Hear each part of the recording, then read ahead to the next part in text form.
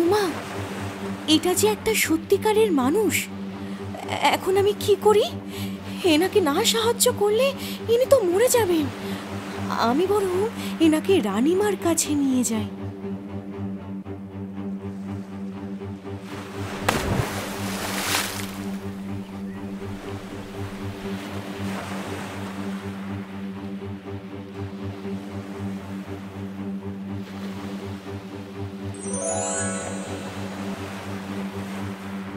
এ কি জলপরি, তুমি কাকে নিয়ে এসেছো? এ তো একটা মানুষ। হ্যাঁ রানীমা, আমি কি করব ভেবে না পেয়ে এনাকে এখানে এনেছি, না হলে ইনি জলে ডুবে মারা যেতেন। কিন্তু তুমি কি জানো না, জলপরীদের রাজ্যে মানুষের প্রবেশ নিষেধ?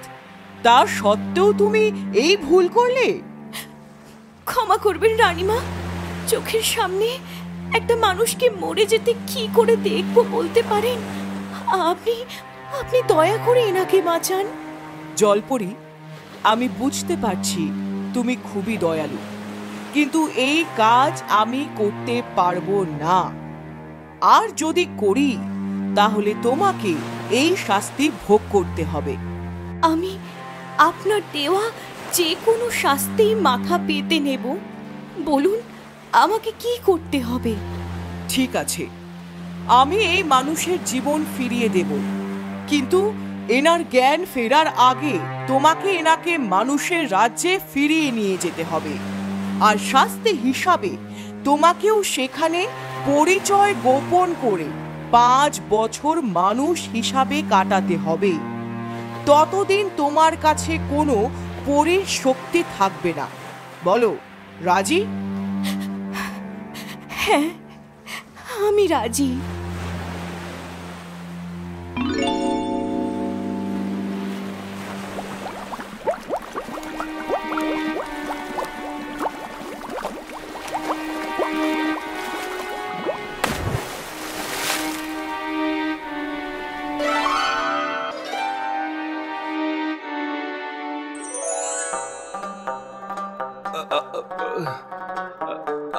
আমি আমি কোথায়? আমার কি হয়েছে? চিন্তা করবেন না, আপনি এখন একদম সুস্থ আছেন। কে তুমি? আর আমার সাঙ্গপাঙ্গ কোথায়? আমি আমি এখানে কি করে? আমি এই নদীর ধারেই থাকি। আমার নাম ঝিনুকমালা। সকালে নদীর ঘাটে জল নিতে এসে আপনাকে অজ্ঞান অবস্থায় পাই, আর কাউকেই দেখতে পাইনি। তাই নিজে থেকেই আপনার সেবা করতেই আপনি জ্ঞান ফিরে পেলেন। আমাকে সারিয়ে তোলার জন্য অসংখ্য ধন্যবাদ। আমি এই রাজ্যের রাজা। সৈন্যদের নিয়ে একটু নৌকা বিহারে বেরিয়েছিলাম, কিন্তু এক বিশাল ঢেউয়ের সঙ্গে ধাক্কা লেগে আমার নৌকা ডুবে যায়। তারপরে আমি আর কিছুই জানি না। ইনি মানুষের দেশের রাজা? আচ্ছা, তোমার মতন একজন রূপসী মেয়ে এখানে নির্জনে থাকো কেন? তোমার বাড়িতে কে আছে? দুর্ভাগ্যের কথা আর কি বলবো মহারাজ, আমার সাতকুলে কেউ নেই। তাই একা এই নদীর ধারে কুঁড়ে ঘর বেঁধে থাকি। ফলমূল খেয়ে দিন কাটে কোনোভাবে। না না, তোমার মতন একজন দয়াবান মেয়ের এইভাবে অভাবে দিন কাটতে পারে না। তুমি আমাকে সেবা করে সুস্থ করেছ। বলো বলো, তোমার কি চাই? আমার কিছুই চাই না। আপনি হলেন মহারাজ। আপনাকে সেবা করার সুযোগ পেয়ে আমি ধন্য। তাই তার পরিবর্তে আমি কিছুই চাই না, কারণ সেবা হলো পরম ধর্ম। তোমাকে দেখে আমি মুগ্ধ ঝিনুকমালা। আমি তোমাকে কি বলে ধন্যবাদ জানাবো আমি জানি না। তাই আমি চাই তুমি আমার সঙ্গে রাজপ্রাসাদে চলো। আমি তোমাকে রানী করে রাখতে চাই। অবশ্য তুমি যদি চাও। মহারাজ, এই তো অভাগীর জন্য স্বর্গ পাওয়ার মতন ব্যাপার। এতে রাজি না হলে আপনাকেই অপমান করা হবে। তাহলে এবার প্রাসাদে ফেরা যাক। তারপর ঝিনুকমালাকে সাথে নিয়ে মহারাজ ঘোড়া ছোটালেন রাজপ্রাসাদের দিকে। রাস্তা দিয়ে যেতে যেতে ঝিনুকমালাও দেখল পৃথিবীর সৌন্দর্য। এদিকে মহারাজকে ঘোড়া ছুটিয়ে প্রাসাদের দিকে আসতে দেখে মন্ত্রী যেন নিজের চোখকে বিশ্বাস করতে পারল না। এ কি, মহারাজ এখনো বেঁচে আছেন? আমি তো ভাবলাম জলে ডুবে উনি মারাই গেছেন। কিন্তু এটা কি করে সম্ভব? আর মহারাজের সঙ্গে এটা কে? এ কি মহারাজ, আপনি? কেন মন্ত্রী, তুমি কি ভেবেছিলে আমি মারা গিয়েছি? না না মহারাজ, এমন অলক্ষণে কথা মুখেও আনবেন না। দরদ যেন উঠলে উঠছে। তা এতই দরদ যখন, তখন আমাকে সাহায্য না করে ওখান থেকে চম্পট দিলে কেন? না মহারাজ, আপনি ভুল করছেন। আমি রাজপ্রাসাদে ফিরে এসেছিলাম সৈন্যদের সাহায্য নিতে। থাক থাক, আর আমাকে বোঝাতে হবে না। তোমাকে তোমাকে আমি চিনি না ভাবছো? ভাবলে এই সুযোগে যদি রাজ্যটা হাতিয়ে নিতে পারো, হ্যাঁ? কিন্তু সেটি আর হচ্ছে না। এ বাবা, এ তো দেখছি হাতে হাড়ি ভাঙছে।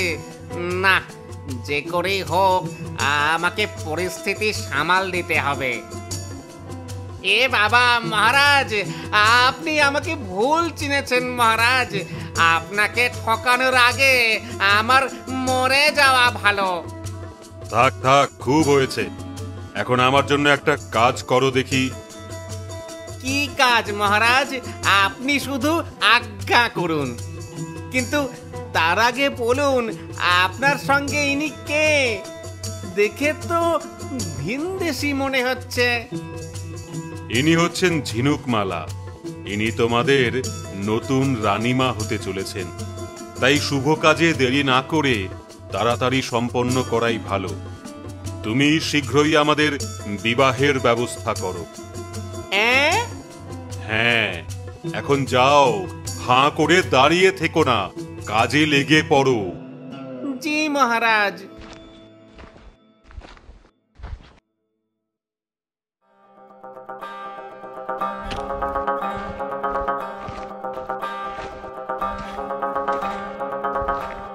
তিন কালে গিয়ে এক কাল ঠেকেছে, তাও বুড়োর শখ কম না। এখন নাকি উনি বিয়ে করবেন, তাও আবার কোন এক ভিনদেশীকে। না, আমি থাকতে এ বিয়ে হতে দেব না। যদি উত্তরসূরি পেয়ে যায়, তাহলে আমার রাজা হওয়ার শখ চিরদিনের মতন ঘুচে যাবে। আমাকে কিছু একটা করে এ বিয়ে আটকাতেই হবে। আমি বরং রানী মহলে গিয়ে খবরটা দিয়ে আসি। রানীরা শুনলেই রেগে আগুন হয়ে বুড়ো রাজার বিয়ে করার শখ মিটিয়ে দেবে। এখন তাড়াতাড়ি যাই। বড় রানীমা, আপনি কোথায়? কি মন্ত্রী? জি আজ্ঞে। তা আপনি কি শুনেছেন রাজামশাই ফিরে এসেছেন? হ্যাঁ, শুনেছি বই কি। আর যখন থেকে শুনেছি তখন থেকে তোমাকেই খুঁজছি, যাতে তোমাকে সিপাই দিয়ে মার খাওয়াতে পারি যত ভুয়ো সংবাদ দেওয়ার জন্য।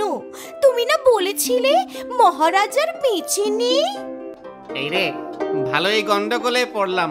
পিঠটা বাঁচলে হলো না। আসলে কি রানীমা, মহারাজের নৌকা যেভাবে জলে হাবুডুবু খাচ্ছিল, তাতে তাই মনে হচ্ছিল। চুপ করো, যত সব অলক্ষণে কোথাকার। তোমাকে আমি শুলে চড়াবো। এই রে, ভাব দেখছি বড়ই পেগতিক। তার আগে আমি আসল কথাটা পেরে ফেলি। সে আপনার যদি মনে হয় তাই করবেন, কিন্তু তার আগে আমি আপনাকে একটা গোপন সংবাদ দিতে চাই। তা কি সংবাদ? আসলে বলতে ভারী কষ্ট হচ্ছে। যতই হোক আপনাকে আমি মায়ের মতো দেখি, তাই আপনার কষ্ট মানে আমারও কষ্ট কি না? আহ মন্ত্রী, অত ভনিতা না করে ছেড়ে কাশো তো দেখি। হুম হুম আসলে রানীমা, মহারাজ আবার বিয়ে করতে চলেছেন। সে কি? হ্যাঁ রানীমা, আপনি ঠিকই শুনেছেন। মহারাজ প্রাসাদে আসবার সময় এক ভিনদেশী মহিলাকে সাথে নিয়ে এসেছেন। অতীব সুন্দরী সেই মহিলার নাম ঝিনুক মালা। মন্ত্রী, আমি যে আর রাগ ধরে রাখতে পারছি না। তুমি যে করেই হোক এই বিয়ে আটকাও। তোমাকে আমি 2000 মোহরও দেব। আমি মহারাজের এই বিয়ে কিছুতেই হতে দেব না। জি আজ্ঞে রানীমা, আপনি যখন বলছেন তখন তাই হবে। আপনি আমার মায়ের মতন কিনা, মায়ের আদেশ কিভাবে অমান্য করি? এই তো যা ভেবেছিলাম তাই। খেলা যে পুরো জমে উঠেছে। কি হলো? দাঁড়িয়ে দাঁড়িয়ে হাসছো কি? যাও নিজের কাজে লেগে পড়ো। যাচ্ছি রানীমা, যাচ্ছি। কিন্তু তার আগে আপনাকে যে গোপন খবরটা জানালাম, তার জন্য কি কিছু বকশিস পাবো নাকি? বুঝেছি।